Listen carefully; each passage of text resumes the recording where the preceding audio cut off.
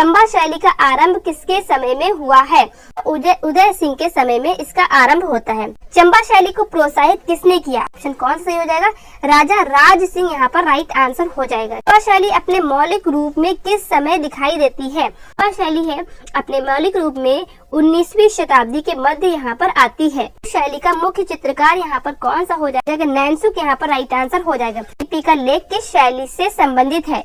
जम्मू शैली यहाँ पर राइट आंसर हो जाएगा। म्यूजियम जो है, बोस्टन संग्रहालय जो है वो आपका कहाँ पर स्थित है, ये कहाँ पर है? तो आपको क्या याद रखना है, ये आपका कहाँ है? लंदन में है। सिख शैली के प्रमुख संरक्षक कौन है? रंजीत सिंह आपको अच्छे से याद रखना है। शैली में किस कला का अनुकरण हुआ है? नादौन और गुलेर शैली आपको अच्छे से याद रखनी है। सिख शैली के प्रमुख केंद्र यहाँ पर कौन कौन से हो जाएंगे? लाहौर, अमृतसर तो आप याद ही रखेंगे। इसके अलावा आप ऊना को याद रखेंगे, ठीक है। इसके अलावा आप किसको याद रखेंगे? ऊना को याद रखेंगे, आनंदपुर को याद रखेंगे, कपूरथला को याद रखेंगे और पटियाला को याद रखेंगे। तो गुरुओं के चित्र आपको किस शैली में मिल जाते हैं? हो जाता है सिख शैली। आपका यहाँ पर बिल्कुल राइट आंसर हो जाता है।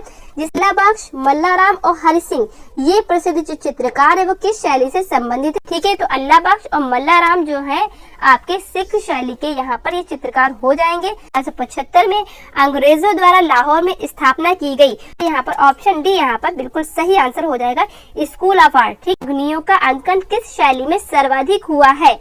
आप किसको याद रखेंगे? आप कांगड़ा शैली को याद रखेंगे। नारी अंकन का सुंदर चित्रण किस शैली में हुआ है? तो नारी अंकन का सुंदर चित्रण किस शैली में हुआ? तो आपको याद रखना है किसमें?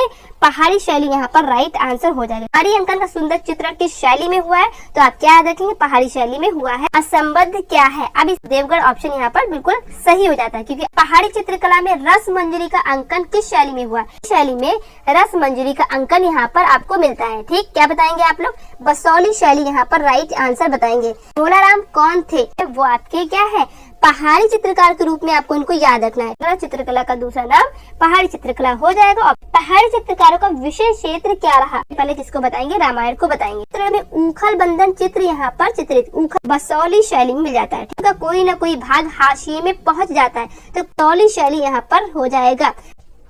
कांगड़ा शैली का मुख्य विषय क्या रहा? तो कांगड़ा शैली का जो मुख्य विषय है तो यहाँ पर प्रेम से संबंधित और नायिका भेद दोनों ही क्या है? मुख्य विषय है। मैंने आपको बताया नैनसुक हो जाएगा। ठीक है, बसौली शैली का उद्भव भारत के किस प्रांत में हुआ था? ठीक है, तो यहाँ पर आंसर ऑप्शन बी यहाँ पर सही हो जाता है।